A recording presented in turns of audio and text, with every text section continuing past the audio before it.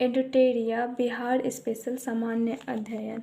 इसमें सारे questions objective हैं एंड सेट बाय सेट दिया गया है। इसमें टोटल 20 सेट है एंड से 21 से 37 तक प्रीवियस ईयर के क्वेश्चंस है। Bihar GK practice set 1। Question number 26। Bihar प्रांत का गठन कब किया गया था? बिहार प्रांत का गठन 22 मार्च 1912 को किया गया था।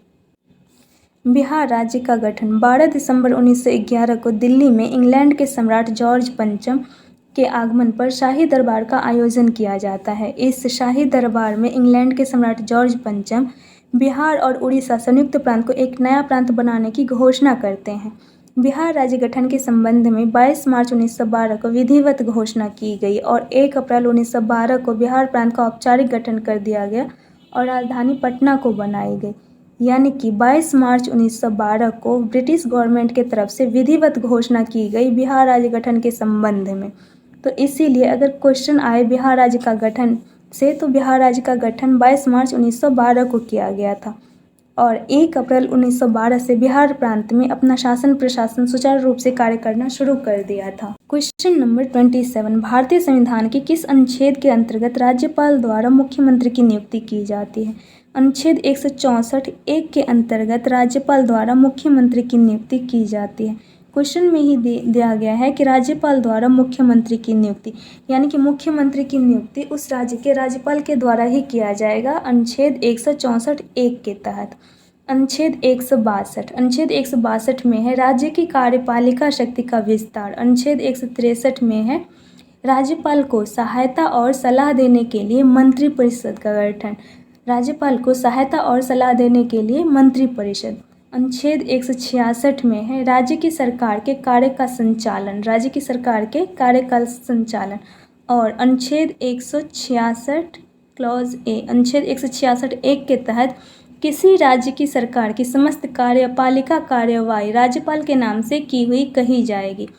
अनुच्छेद 166(1) के तहत किसी राज्य की सरकार की समस्त कार्यपालिका कार्यवाही राज्यपाल के नाम से की हुई कही जाएगी। Question number 28। राज्य का वास्तविक प्रधान निम्न में से कौन होता है? राज्य का वास्तविक प्रधान उस राज्य का मुख्यमंत्री होता है। राज्य का वास्तविक प्रधान उस राज्य का मुख्यमंत्री होता है। यहाँ पे राज्यपाल है। अनुच्छेद 155 के तहत राष्ट्रपति द्वारा राज्यपाल की नियुक्ति की जाती है। अनुच्छेद 155 के तहत राज्यपाल की नियुक्ति राष्ट्रपति के द्वारा किया जाता है और अनुच्छेद 164(1) के तहत मुख्यमंत्री की नियुक्ति राज्यपाल के द्वारा किया जाता है। महाधिवक्ता। महाधिवक्ता अनुच्छेद 165 के तहत महाधिवक्ता की नियुक्ति की जाती है। महाधिवक्ता राज्य सरकार का कानूनी सलाहकार होता है।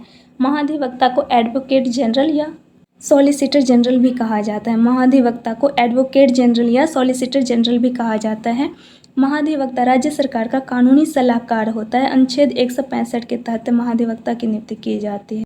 अनुच्छेद 155 के तहत राज्यपाल की नियुक्ति राष्ट्रपति के द्वारा। अनुच्छेद 164(1) के तहत मुख्यमंत्री की नियुक्ति राज्यपाल के द्वारा। और महाधिवक्ता अनुच्छेद 165 में महाधिवक्ता का वर्णन है। ये महाधिवक्ता राज्य सरकार का कानूनी सलाहकार होते हैं। Question number 29। पंचायती राज्य संस्थानों में महिलाओं को 50% आरक्षण देने वाला भारत का पहला राज्य कौन है? बिहार। पंचायती राज्य संस्थानों में महिलाओं को 50% आरक्षण देने वाला पहला राज्य, भारत का पहला राज्य बिहार है। 2006 से बिहार अब पंचायती राज्य संस्थानों में महिलाओं को 50% आरक्षण दे रहे हैं। 243D। अनुच्छेद 243D अनुच्छेद 243D के तहत अनुसूचित जाति, अनुसूचित जनजाति, पिछड़े वर्ग तथा महिलाओं के लिए पंचायतों में सीटों का आरक्षण का प्रावधान है। अनुच्छेद 243D के अंतर्गत अनुसूचित जाति, अनुसूचित जनजाति, पिछड़े वर्ग तथा महिलाओं के लिए पंचायतों में सीटों के आरक्षण का प्रावधान है। इसी अनुच्छेद 243D के तहत बिहार सरकार द्वारा पंचायती राज्य संस्थानों में महिलाओं को 50% आरक्षण दिया जा रहा है। Question number 30। बिहार विधानसभा में अनारक्षित सीटों की संख्या कितनी है? बिहार विधानसभा में अनारक्षित सीटों की संख्या 203 है। बिहार विधानसभा में टोटल सीटों की संख्या 243 है, 243 है, जिसमें से 38 सीट शेड्यूल कास्ट के लिए और 2 सीट शेड्यूल ट्राइब के लिए आरक्षित किया गया है। टोटल बिहार विधानसभा में टोटल सीटों की संख्या 243, जिसमें से 38 सीट अनुसूचित जाति के लिए और 2 सीट अनुसूचित जनजाति के लिए आरक्षित है। तो 38 प्लस 2 40, 243 में से 40 माइनस कर देंगे तो टोटल 203 सीट ऐसे हैं जिस पर कोई आरक्षण नहीं है। बिहार विधानसभा में टोटल सीटों की संख्या 243, 38 सीट शेड्यूल कास्ट के लिए और 2 सीट शेड्यूल ट्राइब के लिए आरक्षित है और टोटल 203 सीट अनारक्षित है। यहाँ पे मैंने पेन से लिखा है बिहार से लोकसभा सीट टोटल 40 है, यानी कि बिहार विधानसभा में टोटल सीटों की संख्या 243, बिहार से लोकसभा सीट टोटल 40 है, जिसमें से 6 सीट शेड्यूल कास्ट के लिए आरक्षित है। बिहार से लोकसभा सीट की संख्या कितनी है? 40 और बिहार विधानसभा में टोटल सीटों की संख्या 243। क्वेश्चन नंबर 31, स्वतंत्रता पश्चात बिहार में पहला चुनाव कब कराया गया था? स्वतंत्रता पश्चात बिहार में पहला चुनाव 1952 को कराया गया था। स्वतंत्रता पश्चात बिहार में पहला चुनाव 1952 को किया गया था। क्वेश्चन नंबर 32, बिहार के किस जिला में सोमेश्वर की पहाड़ी स्थित है?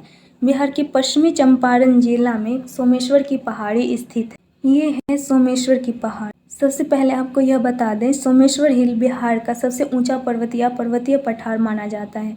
सोमेश्वर पहाड़ियों का शिखर है जो समुद्र तल से लगभग 3000 से भी अधिक फीट की ऊंचाई पर स्थित है। यह बिहार के चंपारण और नेपाल की सीमा पर मौजूद है जो रामनगर प्रखंड के तहत आता है। क्वेश्चन नंबर 33, विधान परिषद में सदस्यों का कार्यकाल कितने वर्षों का होता है? 6 वर्ष का होता है। बिहार विधान परिषद में सदस्यों का कार्यकाल 6 वर्षों का होता है। किसी भी राज्य में विधान परिषद के सदस्यों का कार्यकाल कितने वर्ष का होगा? 6 वर्ष का। जैसे केंद्र में राज्यसभा और लोकसभा, उसी प्रकार राज्य में विधानसभा और विधान परिषद होते हैं। तो केंद्र में राज्यसभा के कार्यकाल 6 वर्ष का होता है, उसी प्रकार राज्य में विधान परिषद का कार्यकाल भी 6 वर्ष का होता है। और केंद्र में लोकसभा का कार्यकाल 5 वर्ष का होता है, उसी प्रकार राज्य में भी विधानसभा का कार्यकाल भी 5 वर्ष का होता है। तो विधान परिषद के सदस्यों का कार्यकाल कितने वर्ष का होता है? 6 वर्ष। क्वेश्चन नंबर 34, आपातकाल के समय किसी भी राज्य में विधानसभा की अवधि कब तक बढ़ाई जा सकती है? 6 माह तक। आपातकाल के समय में किसी भी राज्य में विधानसभा की अवधि 6 माह तक बढ़ाई जा सकती है। क्वेश्चन नंबर 35, बिहार में पहली बार राष्ट्रपति शासन कब लगा था? बिहार में पहली बार राष्ट्रपति शासन 29 जून 1968 से 26 फरवरी 1969 तक लगा था। बिहार में पहली बार राष्ट्रपति शासन 29 जून 1968 से 26 फरवरी 1969 तक लगा था। बिहार में जब राष्ट्रपति शासन लगा था उस समय बिहार के राज्यपाल नित्यानंद कानूनगो और मुख्यमंत्री भोला पासवान थे। बिहार में जिस समय पहली बार राष्ट्रपति शासन लगा था उस समय बिहार के राज्यपाल नित्यानंद कानूनगो और मुख्यमंत्री भोला पासवान थे।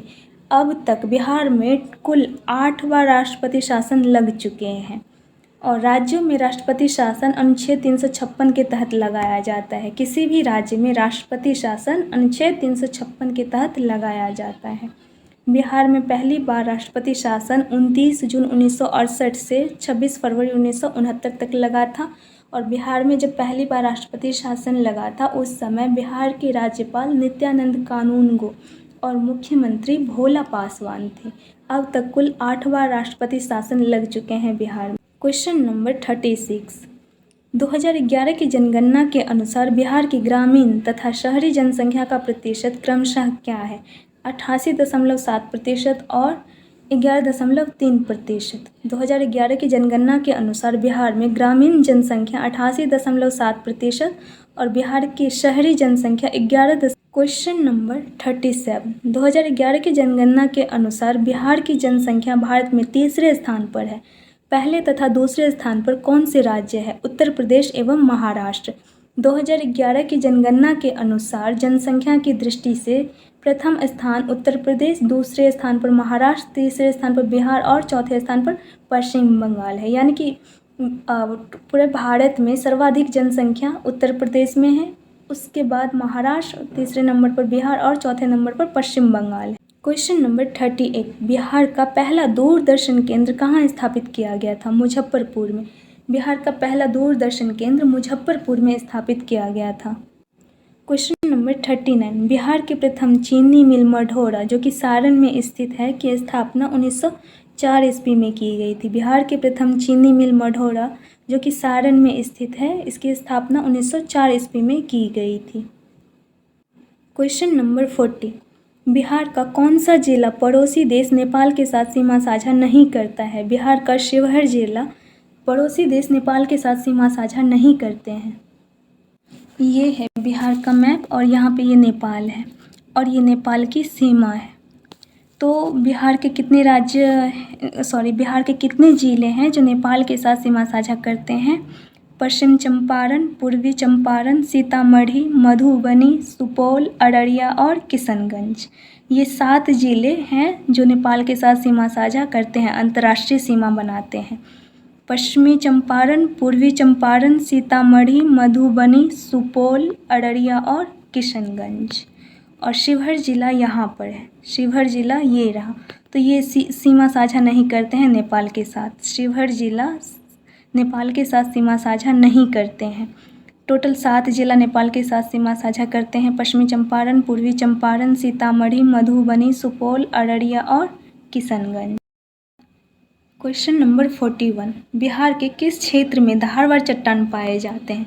बिहार के दक्षिण पूर्व क्षेत्र में धारवाड़ चट्टान पाए जाते हैं। ये है बिहार का मैप और दिशा बोले तो ये पूर्व, पश्चिम और उत्तर और ये दक्षिण। तो बिहार के दक्षिण पूर्व क्षेत्र में, इस क्षेत्र में धारवाड़ क्रम की चट्टानें पाए जाते हैं और दक्षिण पश्चिम क्षेत्र में विंध्यन क्रम की चट्टान पाए जाते हैं। तो धारवाड़ क्रम की चट्टानें किस क्षेत्र में पाया जाता है? दक्षिण पूर्वी क्षेत्र में। ये पूर्व एरिया है और ये दक्षिण। तो दक्षिण पूर्व क्षेत्र में धारवाड़ क्रम की चट्टानें और दक्षिण पश्चिम क्षेत्र में विंध्यन क्रम की चट्टानें पाया जाता है। क्वेश्चन नंबर 42, गंगा के मैदानी क्षेत्रों की पुरानी कछारी मिट्टी निम्न में से किस नाम से जाना जाता है? बांगर के नाम से जाना जाता है। गंगा के मैदानी क्षेत्र की पुरानी कछारी मिट्टी बांगर के नाम से जाना जाता है। अगर नवीन मिट्टी पूछे, नवीन मिट्टी पूछे तो खादर होगा। पुरानी कछारी मिट्टी बांगर को बोलते हैं और नवीन मिट्टी खादर को बोलते हैं। अगर नवीन कछारी मिट्टी पूछे तो खादर होगा और पुरानी कछारी मिट्टी बांगर। गंगा के पुरानी कछारी मिट्टी को क्या बोलते हैं? बांगर। क्वेश्चन नंबर 43, समुद्र तल से बिहार की औसत ऊंचाई कितने मीटर है? 53 मीटर या 173 फीट। अगर क्वेश्चन आए मीटर में तो 53 मीटर होगा। समुद्र तल से बिहार की औसत ऊंचाई 53 मीटर है। अगर फीट में क्वेश्चन पूछे समुद्र तल से बिहार की औसत ऊंचाई कितने फीट है तो 173 फीट, 173 फीट। समुद्र तल से बिहार की औसत ऊंचाई 53 मीटर या 173 फीट। क्वेश्चन नंबर 44, बिहार राज्य की भू आकृति निम्न में से सामान्यतः किस प्रकार है? आयताकार है। बिहार राज्य की भू आकृति आयताकार है। इंडिया के मैप में ये बिहार है, बिहार की आकृति है। ये क्या है? आयत है, आयत की तरह है बिहार का मैप। किस प्रकार है? आयत है। तो इसको हम क्या बोलेंगे? आयताकार ना। तो बिहार की आकृति कैसी है? आयताकार। क्वेश्चन नंबर 45, कोपेन के अनुसार उत्तरी बिहार की जलवायु को किस प्रकार विभाजित किया गया है? CWG से। कोपेन के अनुसार उत्तरी बिहार की जलवायु को CWG से विभाजित किया गया है। क्वेश्चन नंबर 46, बिहार की अधिकांश भाग निम्न में से किस प्रकार की मिट्टी से आच्छादित है? कछारी मिट्टी से। यानी कि बिहार के सर्वाधिक भाग में कौन सी मिट्टी पाया जाता है? कछारी मिट्टी पाया जाता है। क्वेश्चन नंबर 47, बिहार के कितने प्रमंडलों से होकर गंगा नदी प्रवाहित होती है? बिहार के 7 प्रमंडल से होकर गंगा नदी प्रवाहित होती है। बिहार में टोटल 9 प्रमंडल है। बिहार में कितने प्रमंडल हैं? टोटल 9 प्रमंडल है, जिसमें से 7 प्रमंडल से होकर गंगा नदी प्रवाहित होती है। ये है बिहार का मैप। इसमें कोसी प्रमंडल, ये है कोसी प्रमंडल। कोसी प्रमंडल के अंतर्गत 3 जिला आता है, सुपौल, मधेपुरा और सहरसा। और यहाँ ये है मगध प्रमंडल। तो मगध प्रमंडल के अंतर्गत ये सारे ज़िले आते हैं। और ये गंगा नदी बिहार के बीचों बीच इस प्रकार प्रवाहित होती है, पश्चिम से पूरब की ओर। तो ये कोसी नदी है, कोसी प्रमंडल है और ये मगध, ये मगध प्रमंडल है। ठीक है, मगध प्रमंडल है। तो कोसी प्रमंडल और मगध प्रमंडल गंगा नदी से सीमा साझा नहीं करते हैं। गंगा नदी को टच नहीं करते हैं। और बाकी सातों प्रमंडल से गंगा नदी इस प्रकार प्रवाहित होती आती है। अगर प्रमंडल से पूछे तो 2 प्रमंडल से गंगा नदी प्रवाहित नहीं होती है और बाकी 7 प्रमंडल से गंगा नदी प्रवाहित होती है। और अगर जिलावार पूछे बिहार के कितने जिला से गंगा नदी प्रवाहित होती है, तो बिहार के 12 जिला से गंगा नदी प्रवाहित होती है। 1 2 3 4 5 6 7 8 9 10 11 और 12 बिहार के 12 जिले से गंगा नदी प्रवाहित होती है। बिहार के 7 प्रमंडल से और जिलावार पूछे तो 12 जिला से गंगा नदी प्रवाहित होती है। और ये है कोसी नदी। तो कोसी नदी पूरा कोसी प्रमंडल में फैला हुआ है। कोसी नदी इस प्रकार आते हैं और गंगा नदी में सम्मिलित हो जाते हैं। और ये गंगा नदी। क्वेश्चन नंबर 48, ककोलत जलप्रपात बिहार के किस जिला में स्थित है? ककोलत जलप्रपात नवादा जिला में स्थित है। ककोलत जलप्रपात बिहार के नवादा जिला में स्थित है। क्वेश्चन नंबर 49, निम्न में से कौन सा जल कुंड राजगीर में स्थित नहीं है? लक्ष्मण कुंड राजगीर में स्थित नहीं है। लक्ष्मण कुंड राजगीर में स्थित नहीं है। बाकी मखदूम कुंड, सूर्य कुंड और गोमुख कुंड राजगीर में स्थित है। क्वेश्चन नंबर 50, बिहार के किस जिला को मक्का का घर कहा जाता है? बिहार के बेगूसराय जिला को मक्का का घर कहा जाता है। कांवर झील भी बेगूसराय जिला में ही स्थित है। कांवर झील किस जिला में स्थित है? बिहार के बेगूसराय में स्थित है। मक्का का घर बिहार के किस जिला को मक्का का घर कहा जाता है? बेगूसराय जिला को मक्का का घर कहा जाता है। कांवर झील बेगूसराय जिला में ही स्थित है। तो ये थे 50 क्वेश्चन सेट नंबर 1 का।